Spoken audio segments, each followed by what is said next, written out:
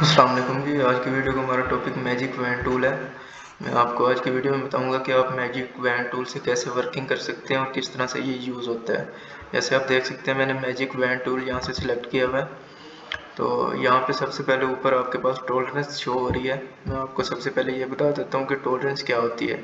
Tolerance आपके पास ये होती है कि आप इमेज में जो सी भी एरिया सेलेक्ट करते हैं उससे मिलते जुलते कलर वो सेलेक्ट करके आपको दे सकता है।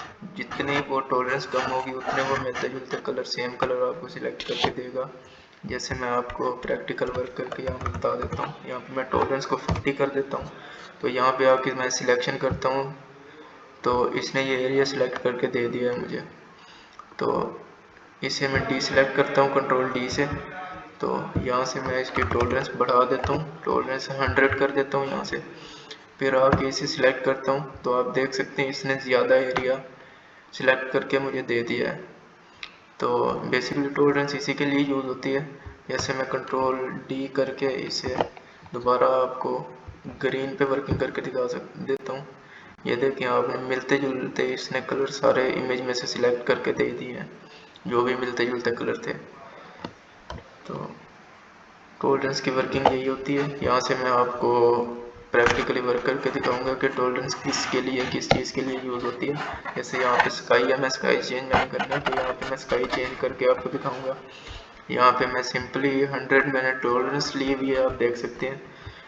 तो यहाँ पे मैं सिलेक्ट कर देता हूँ इसे स्काई को और यहाँ से सिंपली इसे बैकग्राउंड लेयर पे डबल क्लिक करके इसे मैं नॉर्मल लेयर में कन्वर्ट कर देता हूँ। नॉर्मल लेयर में कन्वर्ट करने के बाद जो मैंने सिलेक्शन की हुई है सिंपली डिलीट के बटन पे क्लिक करने के बाद उसे मैं डिलीट कर देता हूँ।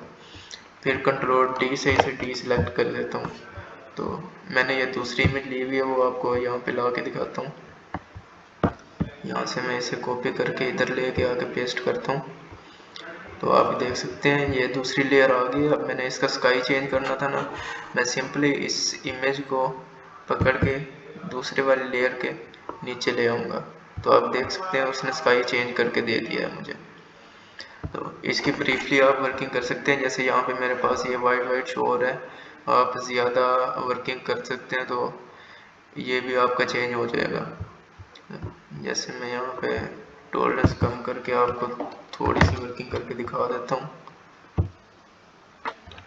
ये एरिया इसने ज़्यादा सिलेक्ट किया है, मतलब ये ब्रीफली वर्किंग करने के बाद फिर ये आपका हर चीज़ होगी, ऐसे नहीं होगा।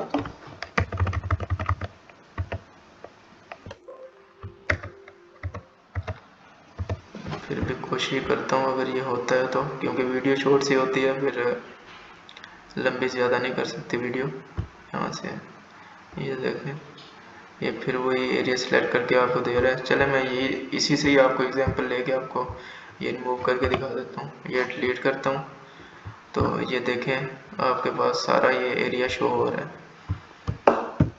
दूसरा यहाँ से टॉलरेंस थोड़ी बढ़ा के आपको सारा वो कर देता हूँ।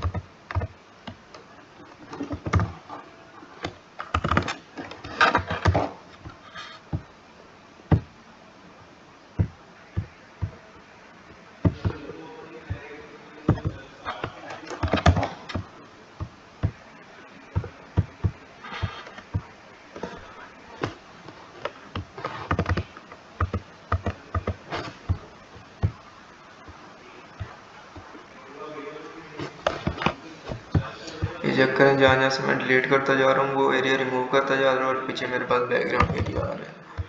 तो मैजिक वैन टूल के बस इतनी सी वर्किंग है। आप इसे बैकग्राउंड चेंज करने के लिए या कोई किसी इमेज का कलर आपने चेंज करना हो, कोई आपने ऑब्जेक्ट का कलर चेंज करना हो, उसके लिए भी आप यूज़ कर सकते हैं।